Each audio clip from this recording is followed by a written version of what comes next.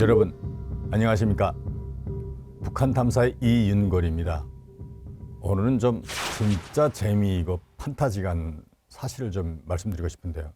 김정은의 고모부 장성택이 휴청된 거는 다 아실 겁니다. 그런데 무엇 때문에 일어났고 어떠한 동기로 일어났고 실질적인 목적은 무엇인가에 대해서는 그렇게 정확히 알려진 적은 거의 없습니다. 저는 이 휴청 사실을 2012년 11월 달에 제가 쓴 김정일의 유서와 김정은의 미래라는 책에서 공개했었습니다. 그때 당시는 대부분 전문가들뿐만 아니라 국제사회에서도 장성택이 제2인자로서 김정은에 대한 섭정 정치를 한다고 할 때였습니다. 시간을 잠시 16년 전으로 돌려보면 2008년 8월 17일 최고 지도자 김정일이 뇌졸중으로 돌연 쓰러졌습니다. 반신불수 소리 나돌 정도로 되게 심각했었습니다. 12월 초 정도에 겨우 정신을 차렸고 그 정상적인 거동은 이듬해 1월이 되어서야 가능했었습니다. 그 권력의 자리를 비운 사이에 북한은 몽골이 권력에 의해서 움직이고 있었습니다. 김정일의 여동생 김경희, 그때 당시 63세였고 차녀 김설성 37세였고 삼남 김정은이 25, 25세였습니다.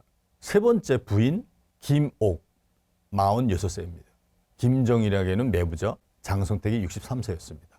병상에서 일어난 김정일의 심정은 복잡하기 굳이 없었을 겁니다. 이미 그는 92년에 낙마 사고로 말에서 떨어져 가지고 심각한 출혈과 함께 큰 쇼크가 있었습니다. 두 번째 고비를 가까스로 당시 넘겼기 때문에 세 번째는 더 이상 스스로 자기도 어렵다는 것을 본능적으로 알았을 것입니다. 그때 당시 세습 권력 후계자로 김정은을 염두에 두긴 뒀지만은 김정은에게 권력을 이양하지는 못했던 상황이었습니다. 김정일이 잠시 자리를 비운 사이에 중앙당 조직지도부에서는 이상한 낌새가 감지됐습니다. 리더십의 위협을 느꼈다는 표현이 더 적절했을 거라고 봅니다. 장성택의 그림자가 조직지도부에도 드리우기 시작됐다고 그럴까요? 조직지도부에 자기 사람들을 심거나 또는 세판 짜기를 위해서 아주 은밀하게 추진시키는 일들이 있었습니다. 특히 이영철과 이재강이 2010년 4월과 6월 동시에 사실은 사망했습니다. 김정일이 1인 독재 시스템을 운영하면서 가장 중요한 세 사람이 있는데 당견의 조직지도부 제1부부장입니다. 자동차가 얼마 안 되죠.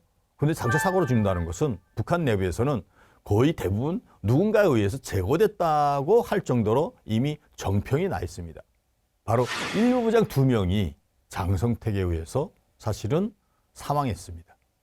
김정일이 깨어나서 얼마 있지 않아서 있었단 말이에요. 그것도 동시에 한 해에. 이래서 북한 내부에서는 중앙당 행정부보다 중앙당 조직지도부가 한 수 아래라는 후문이 돌았습니다. 그것 또한 문제가 생긴 후 그 뒤처리를 위해서 필요한 뇌물, 주로 외화를 이용해서 뇌물을 주는데 조직지도부 라인을 이용하는 것보다는 장성택의 행정부 라인을 이용하는 것이 비용이 조금 더 들지만 확실하게 해결된다는 소문도 공공연히 나돌았을 정도입니다. 김정은의 나이 고작 만으로 25밖에 안 되던 시기였습니다. 결국은 김정일은 장성택의 세력을 견제하기 위해서 몇 가지 조치를 취했는데 우선 아들 김정은에게 통치자금 확보를 위한 대외정보 관련 기구들을 개편하고 경찰청국으로 만들어서 군에 대한 장성택의 힘을 빼게 만들었고 두 번째는 국가안보를 지킬 마지막 보루인 국가안전보위부를 맡겼습니다. 김정일은 정운의 손에 안보 권력기관을 넘겨주면서 경쟁자들을 감시하, 다시 말해서 장성택 세력을 견제하고 통제하면서 독자 세력을 구축할 수 있도록 최상의 환경을 마련해줬던 것입니다. 그럼에도 불구하고 김정일은 후에 장성택이 처형에 결정적인 역할을 하게 되는 은밀한 덫을 이식해 놓게 됩니다. 가장 중요하게는 세 번째로는 장성택 측근에 김정일의 사람을 심어놓았습니다. 장성택의 최측근이자 신복으로 통하는 지재령을 장성택이 추천해가지고 2010년경 주중대사로 전격 파견됐는데 그때 지재령은 유일하게 자신의 속로를 털어놓는 최측근 인사였습니다. 장성택이가. 장성택이 처형될 당시 대부분의 대북 전문가들은 가장 먼저 함께 처형될 인물로 지목된 이가 바로 지재령이었습니다. 그러나 2024년 현재까지도 지재령은 건재할 뿐만 아니라 대사로까지도 오래 있었습니다. 이미 이전부터 지재령은 김정일에 의해서 특명을 받고 비밀리에 김씨 가문에 의해서 포섭되었던 것입니다. 당시 김정일은 지제령이 중국으로 건너가기 전에 두 가지를 지시했습니다. 첫째, 장성택과 장남 김정남의 관계, 장성택과 중국 정부 안에, 다시 말해서 구체적으로 국가안전부와의 관계를 그 커넥션을 특별히 조사하고 감시할 것. 둘째로, 만일 이와 관련해서 특별한 위급한 정상이나 징후가 나타나면 즉각 보고할 것. 사실은 2012년 8월 달에 결정적인 실수를 했습니다. 장성택이 그때 북한의 거의 차관급 정도의 각 부서들과 중요한 인물들 한 50여 명을 이끌고 중국으로 갔던 적이 있습니다. 겉으로 드러난 명목은 북중 국경 간 경영 문제였는데 실제 목적은 중국의 김정일이 남긴 비자금 17억 달러를 중국이 동결 비슷한 걸 하고 있었는데 그걸 풀어달라는 것이 사실은 장성택이 간 목적입니다. 결과적으로 장성택은 중국 정부가 키를 쥐고 있는 북한의 비자금 동결을 풀지는 못했습니다.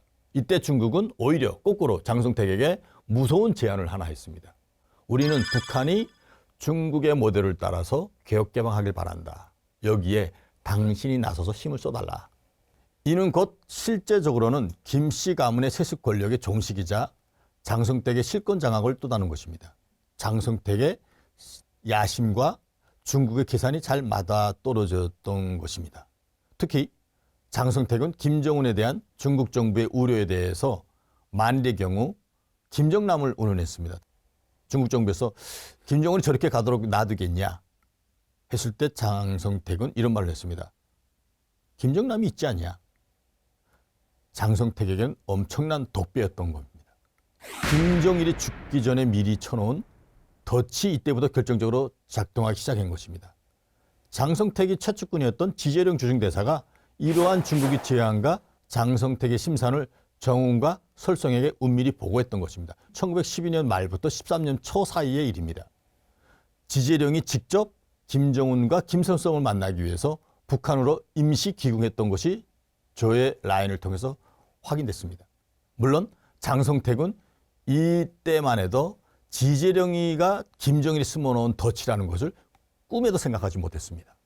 정치국 확대 회의에서 장성택이 숙청되는 그 자리에서 장성택의 안건을 조사하는 자리에서도 장성택이 몰랐습니다. 그 보고서를 딱 회의에 참가하고 김정은에게 장성택이 이런 말을 했다고 합니다. 이것은 그때 참여했던 사람의 증언을 통해서 들은 겁니다. 장성택이 야, 이 새끼야, 너 나하고 이럴 얘기야? 이런 말까지 했답니다. 김정은은 물끄러미 바라보다가 말도 한마디 안 하고 있었다는 말까지 나올 정도였습니다.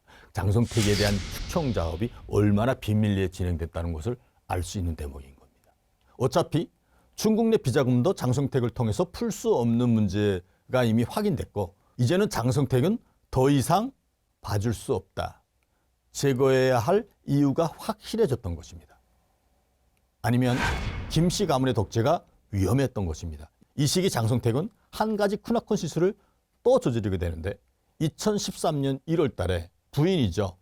중앙당 조직지도부 담당 비서이며 조직지도부 부장으로 있는 김경이죠.